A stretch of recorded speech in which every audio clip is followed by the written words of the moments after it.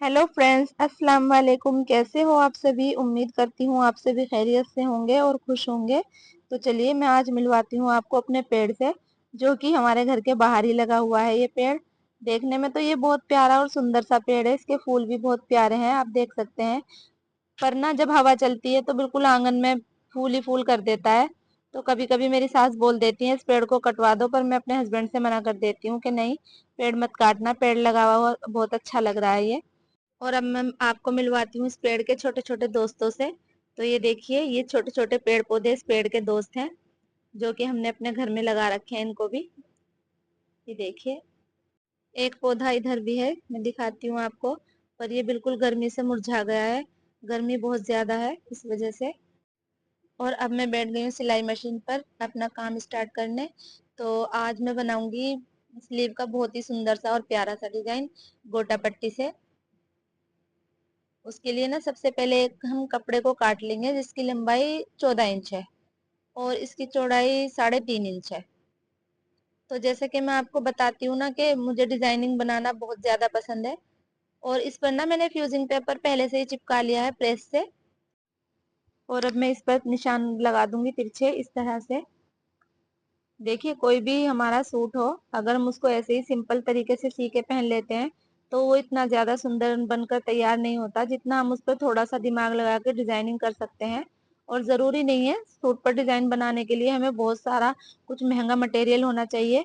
अब इस गोटा पट्टी की बात ले लो तो ये 2 या 3 रुपए मीटर मिल जाता है। पर इससे बना हुआ डिजाइन बहुत ही सुंदर नजर आता है।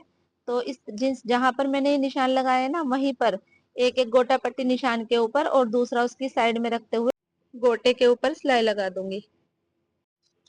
अगर अपने सूट के ऊपर बनाने के लिए कोई भी डिजाइन समझ में ना आए ना, तो गोटा पट्टी का इस्तेमाल कर लिया करो, क्योंकि गोटा पट्टी का बना हुआ डिजाइन बहुत ज्यादा सुंदर लगता है। तो बस इसी तरह से पूरे पीस पर हमें सिलाई लगानी है, जैसे कि मैंने ये लगाई है। जब कोई सिलाई के लिए कपड़े लेकर आती है ना, तो कितने डिजाइन तो वो मुझे खुद बता देती हैं, और कितने डिजाइन ना उनको मैं खुद से अपनी तरफ से बता देती हूँ कि ऐसा करवा लो, इस तरह से डिजाइन बनवा लो। तो मतलब सब एग्री भी हो जाते हैं कि हाँ, अगर ये बता रही हैं और बनाएंगी तो बहुत अच्छे से बनकर तैयार हो जाएगा, और वो बहुत सुंदर भी डिजाइन लगते हैं। और सच में मेरा तो बहुत मन लगता है इस तरह के डिजाइनिंग के कपड़े सीने में। मुझे बिल्कुल भी आलकस नहीं आता। कितने हैं ऐसे जिसको मैंने सुना है ये डिजाइन वाले कपड़े सीते हुए हमें आलकस आता है। सच में मुझे बिल्कुल भी आलकस नहीं आता, और बल्कि मुझे बहुत अच्छा लगता है सिलाई करते हुए डिजाइन के कपड़े सीने में। और जब हम कोई काम करते हैं ना, तो पैसों के लिए काम करते हैं।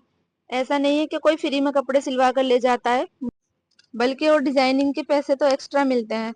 पर पैसे से भी ज्यादा ना जब ज्यादा खुशी होती है जब सामने वाला ये कहता है, हाँ बहुत सुंदर लग रहा है, बहुत प्यारा लग रहा है। सच में जितनी भी थकान होती है ना कपड़ों को सिलाई करने में, और जिसके कपड़े होते हैं वो खुश हो जाता है और वो कहता है कि बहुत अच्छे लग रहा है डिजाइन, तो सारी थकान दूर हो जाती है और थकान के साथ साथ पैसे भी आ जाते हैं। तो क्यों ना थोड़ा सा दिमाग लगा के सस्ते सूट को भी थोड़ा महंगा बना दिया जाए। और जब हम कोई काम करते हैं ना तो उसकी हमें आदत हो जाती है। तो मुझे ज्यादा दिमाग ही नहीं लगाना पड़ता कि कैसी डिजाइनिंग करनी है। बस मुझे आ ही जाता है समझ में कि जिस कलर का सूट है उस पे किस कलर की लेस लगानी है, कैसा डिजाइन बनाना है। तो कहीं ना कहीं मैं इस बात के लिए मशहूर भी हूँ। देखो, अपने मुंह से अपनी तारीफ नहीं होती, मैं कहीं ना कहीं इस बात के लिए मशहूर हूँ कि वो कपड़ों पे डिजाइनिंग अच्छी करती हैं। तो इस वजह से मैं आपको भी कहती हूँ कि जरूरी नहीं है हम काम बहुत सारा, हमारे पास बहुत सारा अरेंजमेंट हो तभी हम कुछ काम कर सकें। अपने घर में रह के भी हम बहुत कुछ बहुत अच्छा कर सकते हैं। पूरे पीस पर गोटा पट्टी लगकर तैयार हो गई है। अब हम इस पर ट्रायंगल लेस को लगाएंगे। ट्रायंगल वाली लेस को ना हम इस वाले पीस के ऊपर उल्टा रखेंगे, और जो हमारा ट्रायंगल वाला रुख है उसको कपड़े की अंदर वाली साइड रखेंगे, ना कि बाहर वाली साइड। और बिल्कुल किनारी पर उसके सिलाई लगा देंगे इस तरह से। और ऐसा भी नहीं है कि मैंने जब अपने काम की शुरुआत की थी जब से मुझे हर बात का एक्सपीरियंस था, हर चीज की मुझे आदत थी, बिल्कुल भी नहीं। मैंने आपको एक वीडियो में और बताया था कि सच में मैं पूरी पूरी रात कपड़े सिलती थी, और ये सोच के सिलती थी कि मुझसे कोई कमी ना हो जाए, अगर मैंने कोई कमी कर दी तो कोई मुझे दोबारा मुझसे कपड़े सिलवाने नहीं आएगा। तो मैं इतनी ज्यादा मेहनत करती थी अपने इस काम को आगे बढ़ाने के लिए, और आज ऊपर वाले का शुक्र है। तो कहते हैं ना कि कोशिश करते रहो तो ऊपर वाला भी हमारी उस कोशिश को कामयाब कर देता है। और ऐसा नहीं है कि आज मेरा काम इतना ज़्यादा बड़ा है कि मेरे 10-20 मशीन लग रही हैं, 2-4 मशीन लग रही हैं। या मेरे पास कारीगर हैं, बिल्कुल भी नहीं, कोई भी कारीगर नहीं है। मेरी अपनी खुद की एक अकेली मशीन है।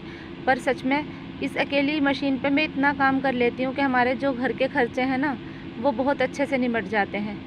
आप करके देखो। अगर मान लो हम अपने घर और बच्चों के साथ में, एक उदाहरण के तौर पे एक बात कह रही हूँ, और हम एक सूट भी सी लेते हैं, और हम स्टार्टिंग में सूट की सिलाई भी कम लेते हैं, जब हमारा 1 रुपये की भी कोई कहीं से इनकम नहीं है, और हम एक उदाहरण के तौर पे मैं कह रही हूँ कि हम 100 रुपये में भी एक सूट सी देते हैं अपने घर के और अपने बच्चों के सारे काम निपटाने के बाद, तो क्या 100 रुपये हमें बुरे लगेंगे? वो 100 रुपये भी हमारे घर में ही आएंगे।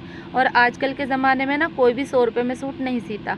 तो आप खुद से सोच लीजिए, अगर हम कोशिश करेंगे तो हमारी अच्छी खासी इनकम हो जाएगी घर पर बैठे ही। अब इस डिज़ाइन वाले पीस के ऊपर ना हम अपनी बाजू को रखेंगे। डिज़ाइन वाला पीस सीधा रखना है और अपनी बाजू को भी इसके ऊपर सीधा रखना है, ताकि जब हम ये वाली सिलाई लगाने के बाद अपने डिज़ाइन वाले पीस को सीधी तरफ रखें ना, तो हमारी बाजू की सीधी साइड हमारा डिज़ाइन बनकर तैयार हो। ये तो प्लेन कपड़ा है, पर हमें प्रिंटेड कपड़े पे ना इस बात का ध्यान रखना होगा कि हमारा कपड़ा भी सीधा हो और हमारा डिज़ाइन वाला पीस भी सीधा हो, ताकि हम उसको इस तरह से फोल्ड करें तो हमारा डिज़ाइन सीधी आस्तीन पर आए। और हम ट्रायंगल वाली लैस को इस तरह से अंदर की साइड फोल्ड करेंगे और किनारे पर एक सिलाई लगा देंगे। कोई भी काम हो, अगर हम उसकी शुरुआत करते हैं ना, तो शुरुआत के दिनों में थोड़ी परेशानी होती है। अब आप मेरी वीडियो को ही ले लो, मैंने अभी शुरुआत ही की है अपने इस चैनल की, पर आपने देखा भी होगा कि वीडियो में मैं कहीं ना कहीं अटक जाती हूँ, मतलब इतनी ज़्यादा एक्सपीरियंस से मैं नहीं बोल पाती हूँ। पर इंशाल्लाह मैं कोशिश करती रहूँगी तो एक ना एक दिन मेरी ये कमी भी दूर हो जाएगी। मुझे खुद को फील होती है, पर कोशिश करने से ही तो होगी। और अगर मैं हार मान कर बैठ जाऊँ कि मुझसे बोला नहीं जा रहा है या मैं ठीक से समझा नहीं पा रही हूँ, तो मैं तो कभी भी अपनी ये गलती सुधार नहीं पाऊँगी हार मानने से। तो किसी भी काम में ना हार नहीं माननी चाहिए, कोशिश करते रहना चाहिए। और मैं तो आप लोगों से भी बोलती हूँ, जो भी मेरी वीडियो देखते हैं, बहुत ज़्यादा तो नहीं, पर जो भी देखते हैं अब तक, मैं उनसे कहती हूँ कि मुझसे अगर वीडियो में बोलने में या समझाने में मुझसे कोई भी कमी हो जाती है या कोई मिस्टेक हो जाती है, तो आप मुझे कमेंट करके बता सकते हैं। मैं अपनी उस गलती को सुधारने की पूरी कोशिश करूँगी। अगर आप डिज़ाइन को थोड़ा हैवी बनाना चाहते हैं तो आप यहाँ पर इस तरह से एक गोटा पट्टी को लगा सकते हैं, नहीं तो आप इसको ना भी लगाएं, तो वो आपकी मर्ज़ी है। पर मुझे ये डिज़ाइन थोड़ा हैवी करना था, तो मैंने इस तरह से यहाँ पर भी गोटा पट्टी को ऐड कर दिया है। और अगर वीडियो बनाने वाली बात आ जाए ना, तो मैंने एक वीडियो बनाई है जिसमें मैंने अपना कमरा दिखा रखा है। आप देखो उस कमरे में कि उसमें कितनी सी जगह बची हुई है। वहीं पर मेरी सिलाई मशीन रखी है और मैं उसी कमरे में वीडियो बनाती हूँ। वीडियो बनाने में सच में इतनी ज़्यादा दिक्कत होती है, पर कहते हैं ना कि कोशिश, पर बस कोशिश में लगी पड़ी हूँ। मैं वीडियो इतनी मुश्किल से बनाती हूँ, फिर वॉइस ओवर करने में मुझे इतनी ज़्यादा दिक्कत होती है, ऊपर छत पर आकर वीडियो में बोलना पड़ता है। और ये सब बातें ना मैं आपको इसलिए बताती हूँ कि कहीं ना कहीं आपके अंदर भी हर हाल में कुछ ना कुछ करने की हिम्मत आ जाए।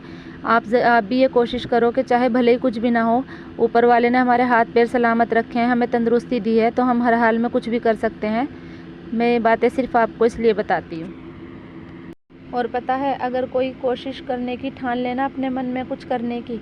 एक बार ना मैं अपनी बेटी को स्कूल से लेने जा रही थी, तो मैं ऑटो के इंतज़ार में खड़ी थी कि ऑटो मिल जाए और मैं अपनी बच्ची को स्कूल से ले आऊँ। तो एक अंकल जी आए, सच में उनके ना दोनों पैर ही नहीं थे और फिर भी वो मिनी मेट्रो चला रहे थे। तो उन्होंने कोशिश की, तभी तो, कोशिश करने से क्या नहीं होता। ये डिज़ाइन फाइनल बनने के बाद कुछ इस तरह से नज़र आ रहा है। आपको ये डिज़ाइन कैसा लगा मुझे कमेंट करके ज़रूर बताइएगा। और अगर मेरी वीडियो पसंद आई हो तो इसको लाइक करें, शेयर करें और सब्सक्राइब करें। अल्लाह हाफिज़।